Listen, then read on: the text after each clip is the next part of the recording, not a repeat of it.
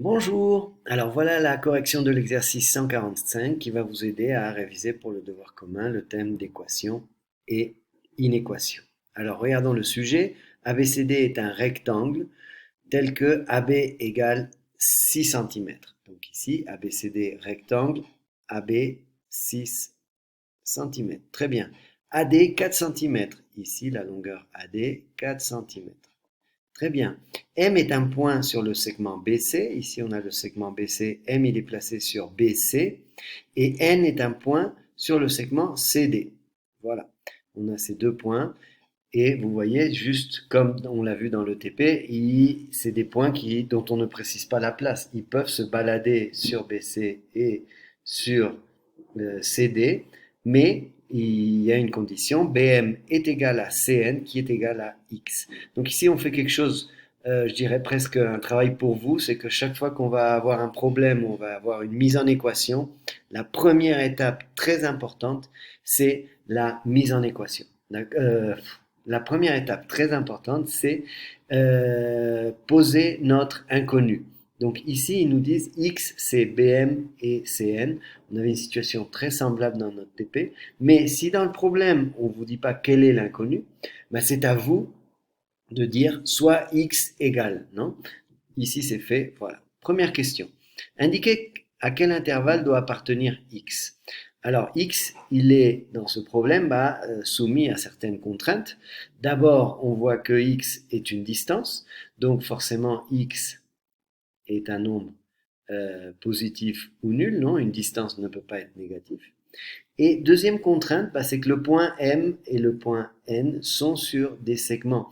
Et donc, par exemple, le point M ne peut pas sortir de BC pour que X devienne de plus en plus grand. De la même façon, N ne peut pas sortir de CD de façon à que X devienne de plus en plus grand.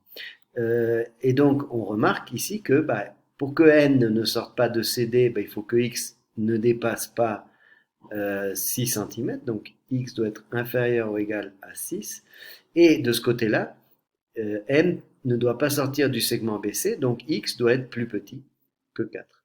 Donc, conclusion, s'il doit être plus petit que 6, plus petit que 4, il doit être plus petit que 4 et il doit être positif. Conclusion, X appartient à l'intervalle 0, 4. Voilà, on pourrait discuter, comme on l'avait dit, est-ce que x peut vraiment valoir 0? Ce triangle-là disparaîtrait.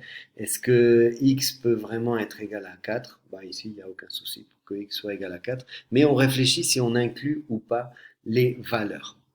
Très bien. Deuxième question, j'ai agrandi la figure là pour mieux répondre. Donc, on rappelle la longueur 6 cm, la largeur 4 cm. Exprimer f de x en fonction de x. Alors, j'ai sauté cette ligne de l'énoncé. F de x, ça va être l'aire du triangle ABM. ABM, le triangle qui est ici colorié en bleu, f de x, ça va être l'aire. Évidemment, l'aire dépend de x, non? Si on fait varier la position de m, on obtient un triangle différent avec une aire différente. Très bien. Donc, comment on peut exprimer l'aire du triangle ABM, c'est-à-dire f de x? On se rappelle de la formule de l'aire d'un triangle, c'est base fois hauteur divisé par 2. Ici, on est dans un cas super particulier parce que comme ABCD est un rectangle, ici, nous avons un angle droit. Et donc, on est dans un triangle rectangle et il suffit de prendre ces deux côtés-là, c'est-à-dire si AB est la base, BM est la hauteur et vice-versa. Si BM est la base, AB est la hauteur. Donc, finalement, f de x, ça va être euh, AB, là, on peut le prendre comme base, fois BM comme hauteur, le tout divisé par 2. Très bien. Combien vaut AB? AB est fixe, c'est la longueur du rectangle, c'est 6. Combien vaut BM?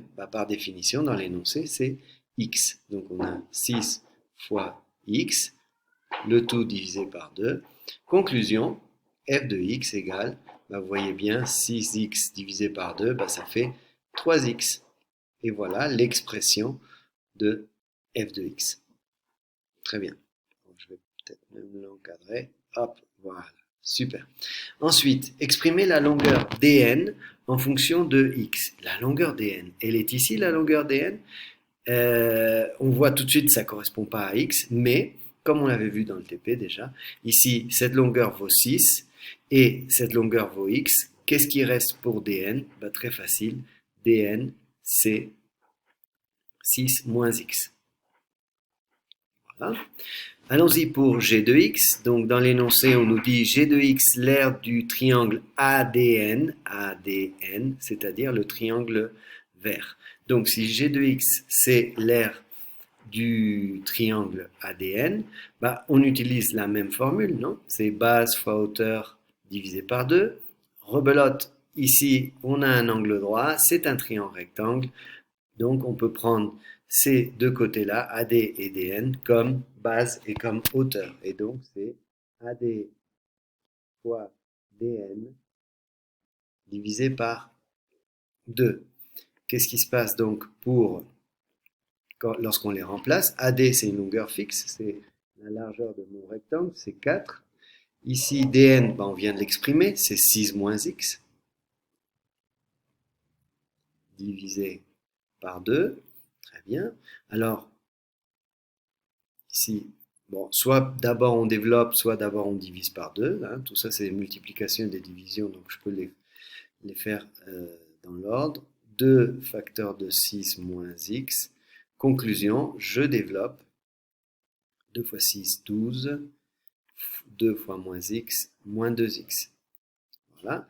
Et si j'ordonne, effectivement, d'abord les x, ensuite les nombres, j'ai bien retrouvé la même chose pour g de x. Non? Donc ici, vu qu'on me donne la réponse, je pourrais dire ce qu'il fallait démontrer. Voilà, donc super facile pour la mise en équation ici, les expressions que l'on dégage des aires. Et là, on va mettre en équation, c'est-à-dire quelle position de M sur BC pour quelle position de BM sur BC les triangles ABM et ADN ont-ils même aire? Bah, l'aire de ABM, c'est f de x. L'aire de ADN, c'est g de x. Donc, qu'est-ce qu'on est en train de me dire? Même aire, bah, ça veut dire, ça se traduit par l'équation f de x égale g de x. Super simple. Voilà. Alors, on va essayer de résoudre cette équation. F de x, ça vaut 3x. G de x, ça vaut moins 2x plus 12. Et ben on est super content. On a une équation du premier degré. J'espère qu'aucune difficulté pour la résoudre. Moi, je préfère ajouter 2x dans chaque membre ici pour commencer. J'ajoute 2x. J'ajoute donc 2x. Et du coup, ça me donne 3x plus 2x, 5x. Moins 2x plus 2x, 0. 5x plus 12. Et étape suivante, il ne me reste plus qu'à diviser par 5 pour dégager le x, avoir le x tout seul. Voilà. Il me reste 5x divisé par 5, ça fait x. 12 divisé par 5, ça fait, je peux laisser 12 cinquièmes, ou la valeur décimale 2,4. Dans ce cas-là, x c'est une longueur, et donc je peux même rajouter les unités. Je ne sais pas s'ils le mettent. Bon, allez, on va le mettre. Hop.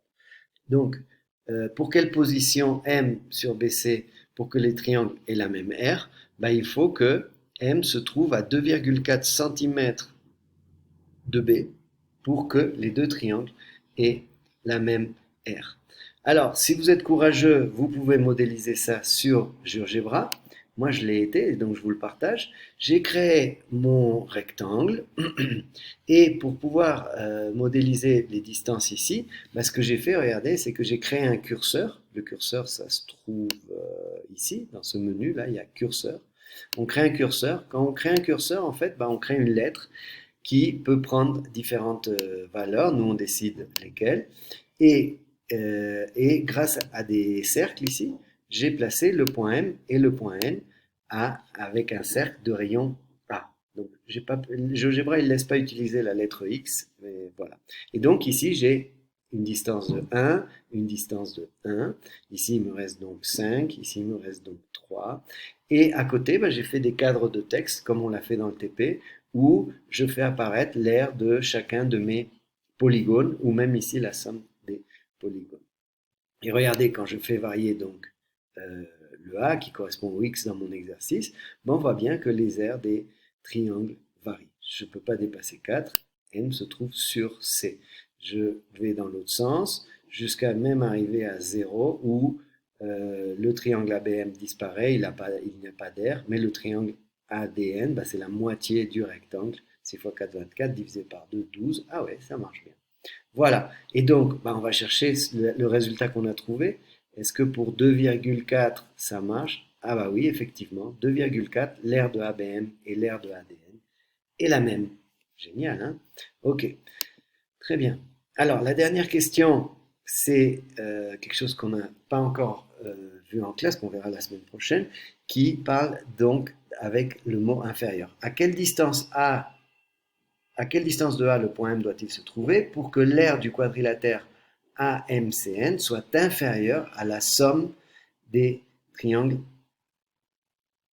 ABM et ADN? Donc ici, on a plusieurs choses, mais ici, cette fois-ci, la particularité, c'est qu'au lieu d'avoir une égalité, on a un inférieur, on a une inégalité. Ça se traite de la même façon, vous allez voir, il y a juste quelques règles différentes, mais ici, on n'en a même pas besoin.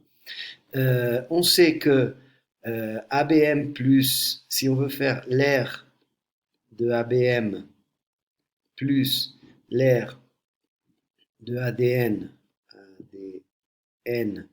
c'est f de x plus g de x, c'est-à-dire, c'était combien f de x, on avait 6, f de x c'est 3x,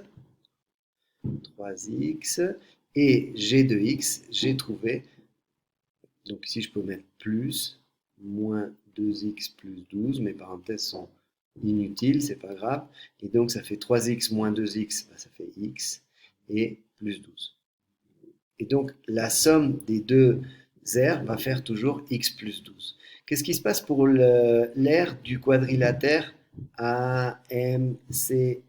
Si je regarde ma figure du quadrilatère AMCN, c'est ce qui reste de mon rectangle lorsque j'enlève les deux triangles. Donc, je vais l'écrire, c'est en fait l'aire du rectangle ABCD moins f de x plus g de x. D'accord? Et donc, l'aire du rectangle, c'est 6 x 4, 24, et moins, j'ai trouvé ici la somme des deux triangles, x plus 12. Voilà, ça me donne, donc si je réduis, 6 x 4, 24, moins x, attention, moins 12, et donc l'aire du quadrilatère, j'ai moins x, et 24 moins 12, ça fait plus 12.